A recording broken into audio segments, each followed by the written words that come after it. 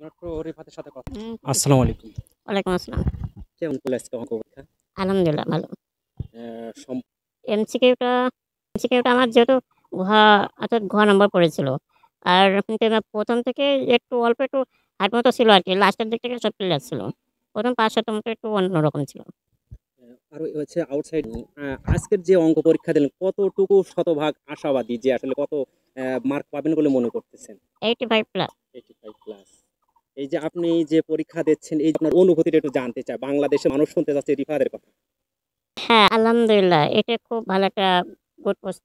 আর আর আর মূলত যদি আমি প্রেক্ষাপটে বলি তো আমার চোখে এভেইলেবল। আমার চোখে এভেইলেবল যদি আমার চোখে আমি বলি তো ও তো বাংলাদেশ প্রেক্ষাপটে বর্তমান এভেইলেবল শারীরিক ডিসেবল শিশু ও ওরা মূলত আপনার যে হাই স্কুল লেভেলটা বেশি একটা টপ করতে পারে না। আর কি খুব বেশি সিক্রেট বলতে গেলে তার ফ্যামিলিগত। তার ফ্যামিলিগত মেম্বার তাকে মানে এমনভাবে সিচুয়েশনে রাখতে চায় যে এ প্রয়োজন নাই। এ জাস্ট যেইভাবে আছে সেইভাবে এনাফ। জাস্ট এনাফ একটা কোনো একটা কাজকর্ম করতে পারলেই হলো। এত হার্ডলি লেখাপড়ার কি প্রয়োজন? মানে আরকি সব সব থিমটাই মূলত এটা। কিন্তু আমার ভাষ্যমতে বা আমার প্রেক্ষাপটে যে তুমি যেইটাই করতে চাও সেটা তোমাকে এগিয়ে যেতে হবে। কে তোমাকে হেল্প করলো কি না করলো সেইটা দেখার বিষয় পরে।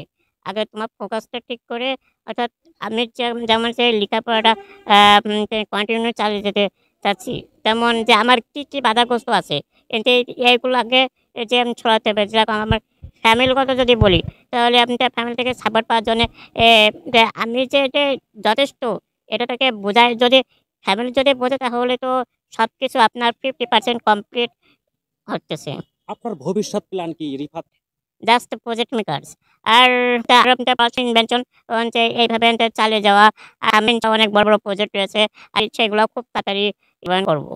যে স্কুলে সায়েন্স ল্যাব থাকবে আমি কিন্তু সেই স্কুলে ভর্তি ভর্তি প্রিপারেশন নেব এবং হয়তোবা সেই কলেজটা আমাকে কতটুকু হেল্প করবে, কতটুকু সাপোর্ট দিবে ওইটার উপর নির্ভর করতেছে। এ আবার অনেক কিছুর উপরে আপনার ডিপেন্ড করতেছে। যেমন যাতায়াতটার উপরে। আপনি মূলত কি সায়েন্স ব্যাকগ্রাউন্ডের স্টুডেন্ট? জি হ্যাঁ, সায়েন্সের। আপনার জন্য শুভকামনা রইল। ভালো থাকবেন। আল্লাহ ওকে। হাফেজ। আল্লাহ হাফেজ।